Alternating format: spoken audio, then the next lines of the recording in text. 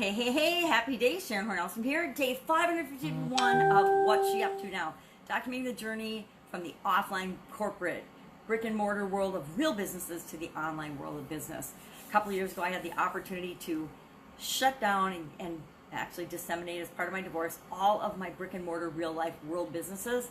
And I'd always been interested in the internet, and I decided I was going to figure it out. I was going to go in, I was going to jump in, I was going to create the success I had in the offline world in the online world. And I'm documenting the journey as I do that, as I create that. Because I'm not there yet. I have definitely not duplicated the success I had in the offline world in the online world yet. And I will 100% say yet because I'm on my way. Now, I said exhausted today because I am moving. And moving, I haven't moved in over 20 years. And I'd been in my house, big house, for a long time. So over that time period, I accumulated a lot of treasures, a lot of stuff, and a lot of stuff I just don't use. So when I knew, and I've known for a long time, I needed to move and downsize and get out of there. And by downsize, I mean let go of the things that are cluttering my life that I don't use anymore. Now, I will admit I still saved a whole lot of stuff and a whole lot of clutter, but I'm going through it again as I'm unpacking it in a temporary location, which I will change probably within the next year or less than a year. Probably my aim is 6 months, but last time I was going to move, I was going to move and it took me 6+ years. So probably should have moved 10 years ago, and that would have made the move. Nah, it wouldn't have made it any easier because I still had a lot of stuff. And it's time to just let go of the things that don't serve me anymore, and just keep the 10% that really does, the 10% that makes me feel good, the 10% that makes me happy. And although people are whining at me and complaining at me like, oh, you're keeping too much stuff, they have no idea how much stuff I've actually let go of, how much stuff I've actually gotten rid of. And I've definitely gotten rid of 90%. 90% of my clothes, 90% of, okay, maybe not 90% of my office stuff, because I am an office supply hoarder. That'll be the last thing I come to terms with letting go of. I let go of all my craft supplies because I haven't done crafts in 20 years. I love crafty, creative building things, but I never make time for it. So I'm like, all right, I've moved this stuff from my first house. Didn't take it to a temporary apartment, but we were in a temporary apartment when we were building our house, so I didn't move it. But I moved it from the first house to the second house, and I got rid of a lot of it along the way, but I still had a significant amount of those things that I'm just not ever going to use, so I let go of them. So I'm exhausted. I mean, literally, I didn't want to wake up this morning, and I was a little off my game because my granddaughter came at 5 this morning, and usually that's when I'm making my videos. So I was like, oh, I'm exhausted, but I just got her to sleep, so I'm making them anyway. But I realized I wish I was sleeping right along with her because I am pooped, exhausted, tired, worn out, and I need a few days to recharge my batteries, but it's not going to happen for a few days because I still have the old place to clean up and tidy up and get spiffied up and set to sell, and I've got all of this to deal with, and much more. Not really much more, and actually only half of this is mine, so it's not as big a job as it looks like, but there's still a lot to do, still a lot of remodeling, things that need to be done in the new place. So it is what it is, but it's a fun project. It's a project I'm now finally excited about and getting my head wrapped around. It's only taken me almost a decade. So some people would say too slow, you didn't move, but again, it wasn't a priority for me. There was a lot of other priorities and a lot of other things going on during that time period that had nothing to do with physically moving my location. Sounds like I'm making an excuse, doesn't it? Kind of am. I kind of dragged my feet on that, and I did it on purpose. I did it for subconscious psychological reasons that don't make sense to anyone, even me if I think about them.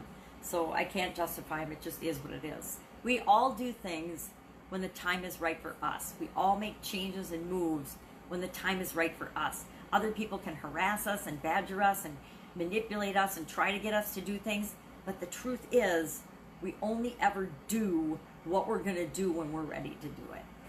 So working on, finished the 90-day challenge yesterday. Actually, the only video I posted, I made all my videos like I do every day, but I only posted the 90-day challenge video. I didn't get anything else posted yesterday. It was that kind of day, and which is why I'm exhausted and can barely move or walk.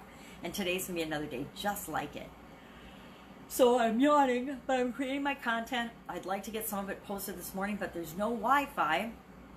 hooked up with a new place yet. We've got it signed up for. We just need the guy or the service guy to come and hook it up, which is totally outside my area of experience. So I'm like, I make a phone call, I wait for them to come.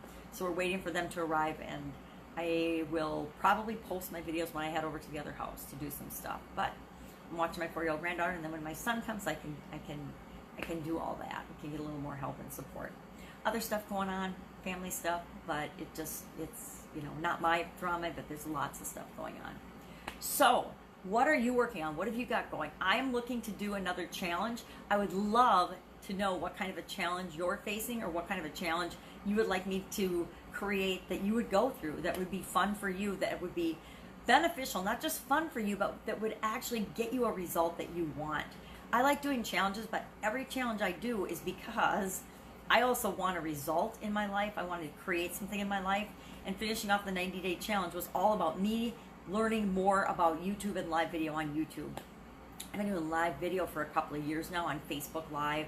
And then as soon as Instagram Live came out, when did it come out? Last fall, I want to say. I don't remember. I'd have to look in my account. But I think within the first week or so of Instagram TV coming out, I was doing Instagram Lives every day.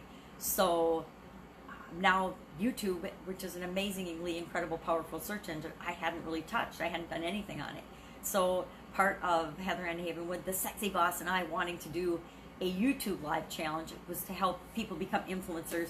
And whenever you do a 90-day push of anything, it gives you huge momentum, and it gives you the foothold that you need to create the influence in the industry, whichever industry you want. And so we wanted to do a challenge around that.